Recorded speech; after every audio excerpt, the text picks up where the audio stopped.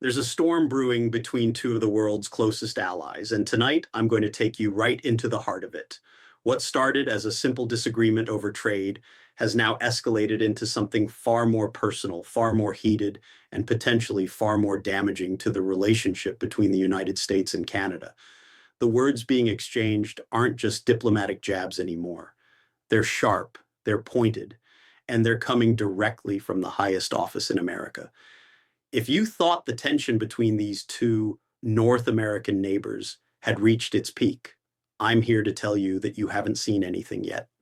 The insults are flying, the threats are real, and the consequences could reshape how these two nations do business for years to come. So stay with me, because what I'm about to share with you tonight is something that affects not just politicians in fancy buildings, but everyday people on both sides of the border who depend on the trade relationship that's now hanging in the balance.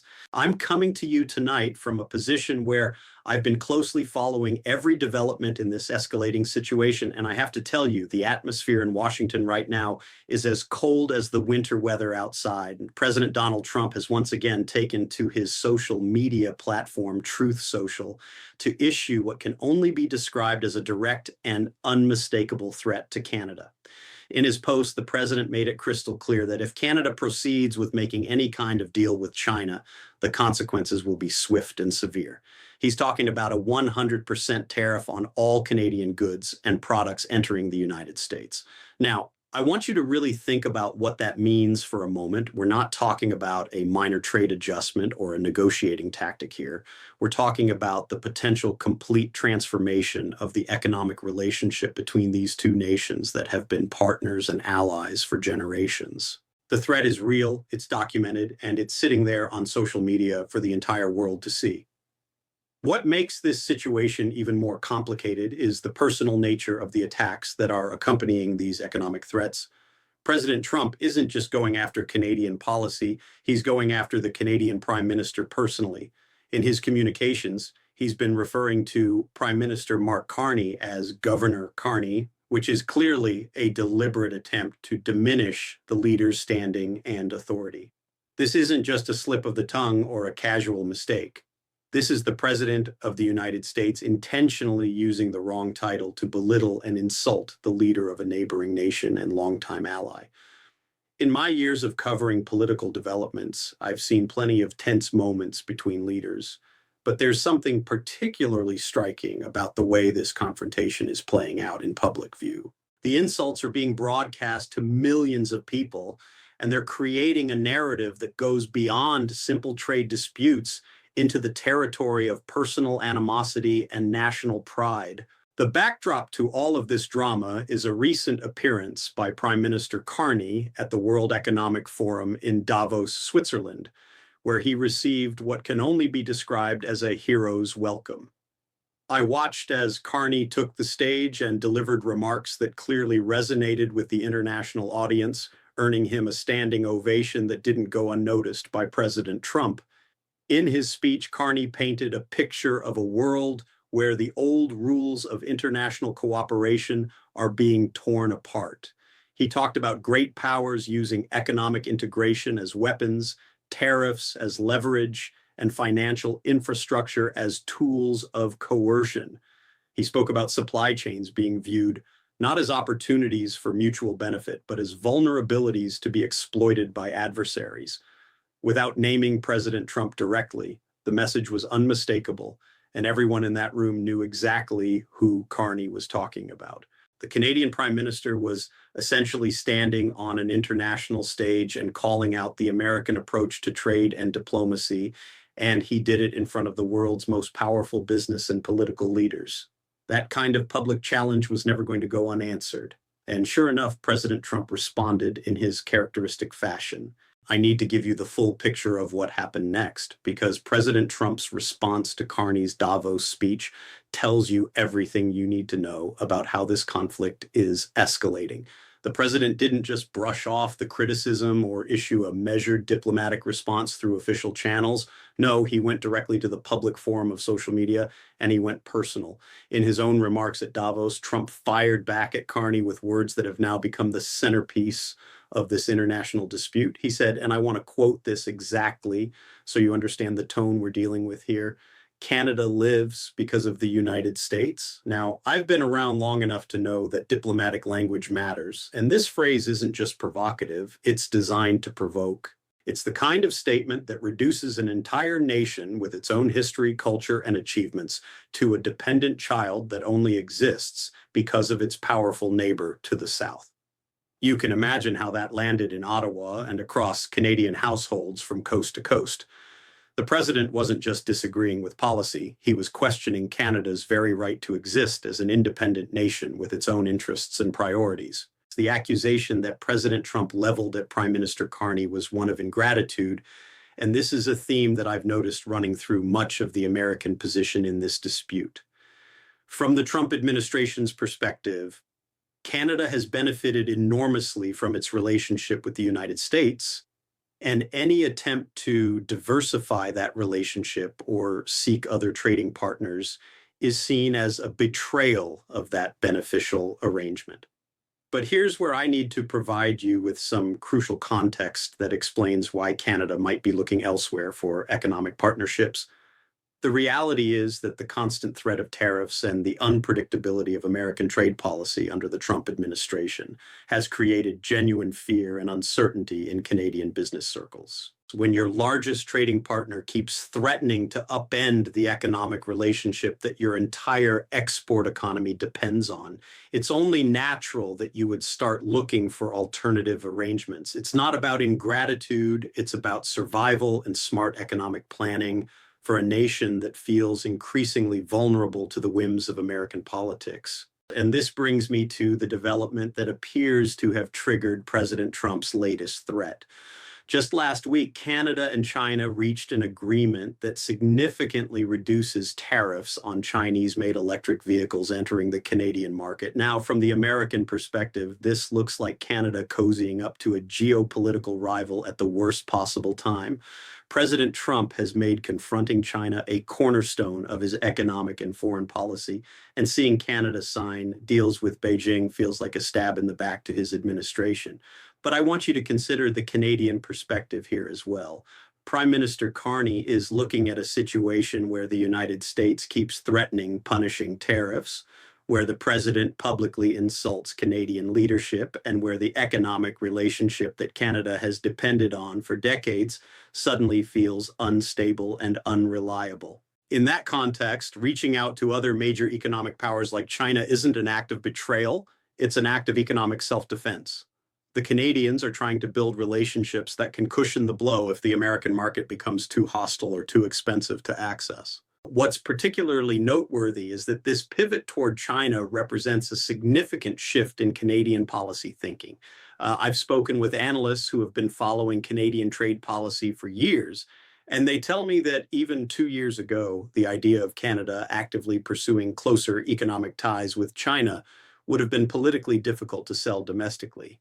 There was still a strong sense that the American relationship, despite its challenges, was the foundation that Canadian prosperity was built on, and that nothing should jeopardize that foundation.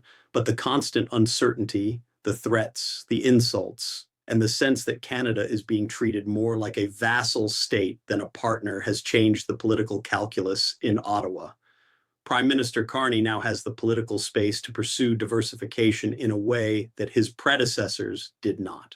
The very tactics that President Trump is using to bring Canada to heel may actually be pushing them further away and toward exactly the kind of relationships with America's rivals that the president says he wants to prevent. It's a dynamic that I find fascinating and deeply concerning at the same time. I want to make sure you understand just how significant the economic relationship between the United States and Canada really is. Because without that context, it's impossible to grasp the stakes of what's happening right now. Canada is America's second largest trading partner, which means that the flow of goods and services between these two nations is one of the most important economic relationships on the planet. Every single day, billions of dollars worth of products cross that border in both directions. We're talking about energy, we're talking about automobiles and auto parts, we're talking about agricultural products, we're talking about manufactured goods of every description. The economies of these two nations are intertwined in ways that most people never think about when they're going about their daily lives. When you fill up your car with gasoline, there's a good chance that oil came from Canada. When you buy products at the store, there's a good chance that components or raw materials in those products cross the Canadian border at some point.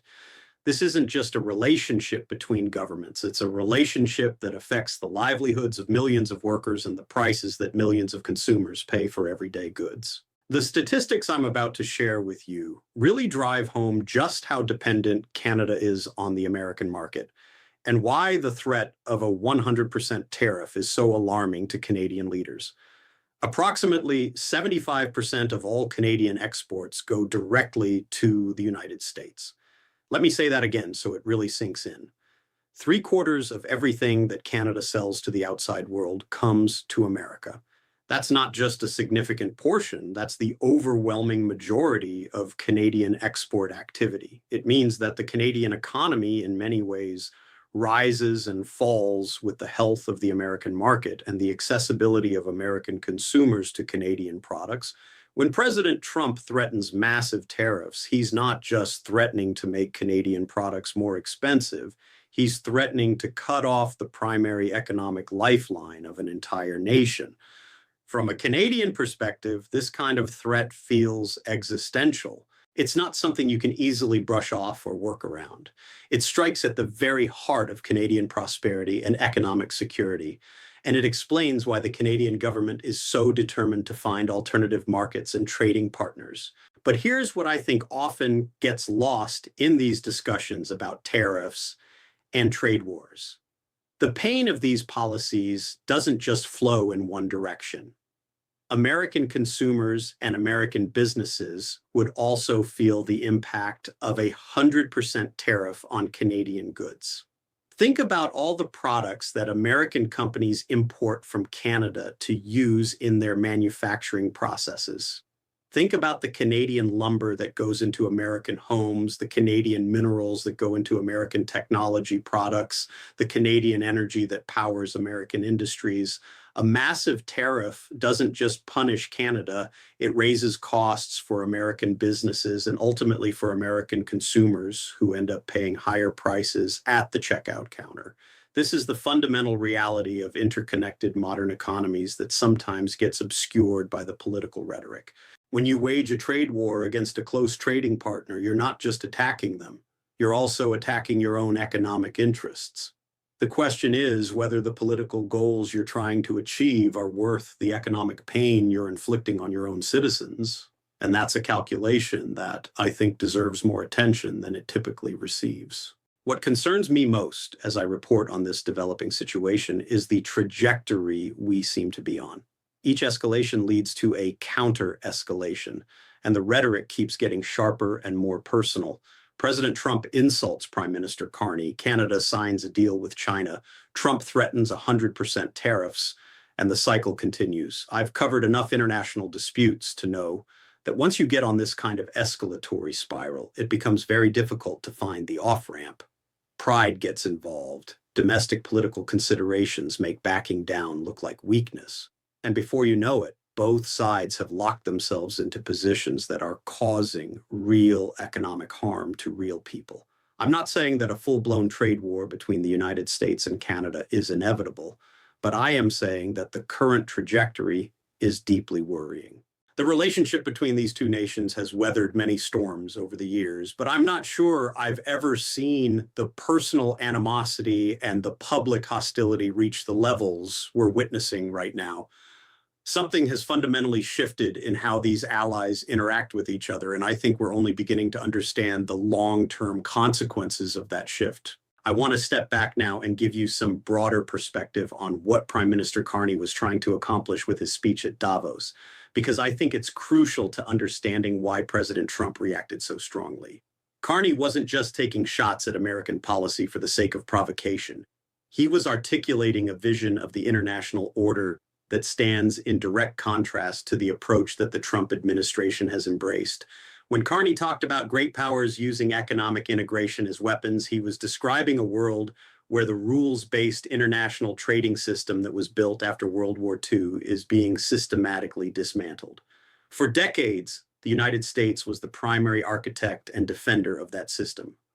American leadership created institutions like the World Trade Organization, negotiated free trade agreements, and promoted the idea that open markets and free trade would benefit everyone. Now, in Carney's telling, America has become the primary threat to the very system it created, and that's a profound shift in how the rest of the world views American leadership. The standing ovation that Carney received at Davos tells you something important about how the international business and political elite are viewing this moment. These are people who have built their careers and their fortunes on the assumption of a relatively stable and predictable international trading environment. They've invested billions of dollars based on the expectation that goods could flow across borders without facing sudden and arbitrary barriers. When they see the United States, the world's largest economy, using tariffs as a blunt instrument of political pressure, it shakes their confidence in the entire system. Carney was giving voice to their anxieties, and they responded by rising to their feet in appreciation. I think President Trump understood exactly what that standing ovation meant. It wasn't just applause for a good speech, it was a signal that much of the international community shares Carney's concerns about American trade policy. And for a president who prizes winning above all else, being portrayed as the villain at an elite global gathering, was not something he was going to let slide without a forceful response. The concept of supply chains as vulnerabilities is something that Carney emphasized in his remarks, and I want to explore that idea with you because it gets to the heart of the economic insecurity that many nations are feeling right now. Over the past several decades, businesses around the world optimized their supply chains for efficiency. They sourced components from wherever they could be produced most cheaply, assembled products wherever labor costs were lowest, and shipped finished goods to markets around the globe. This created tremendous wealth and lowered prices for consumers, but it also created dependencies and vulnerabilities that are now being exposed. When one nation can threaten to cut off another's access to essential goods or markets, those supply chains become a weapon rather than a benefit. Canada, with its overwhelming dependence on American markets, is particularly vulnerable to this kind of economic coercion. And that vulnerability is exactly what President Trump is exploiting with his tariff threats. The message is clear: do what we want or face economic devastation. What I find most troubling about this dynamic is that it undermines the trust that's necessary for healthy international economic relationships. When countries can't rely on their trading partners to honor agreements and maintain stable policies, they start making decisions based on fear rather than mutual benefit. They start stockpiling essential goods, reshoring manufacturing capacity, and seeking alternative suppliers and markets, even when those alternatives are less efficient. In other words, they start preparing for economic warfare rather than economic cooperation. This is precisely what we're seeing Canada do with its outreach to China. It's not that China is a better or more natural trading partner for Canada than the United States. It's that Canada feels it needs insurance against the possibility that its primary trading partner will suddenly become hostile. And here's the tragic irony of the situation. The more the United States uses tariffs as a threat to keep allies in line, the more those allies will seek alternatives that reduce their vulnerability. The very tactics designed to maintain American economic dominance may actually be accelerating the diversification of global trade away from American markets. It's a self-defeating cycle that I think historians will look back on with considerable puzzlement. Before I wrap up tonight's coverage, I need to tell you about a completely different story that emerged from the White House today, one that might seem trivial compared to international trade disputes, but that actually reveals something important about the current political moment. President Trump announced that he will not be attending the Super Bowl in 2 weeks.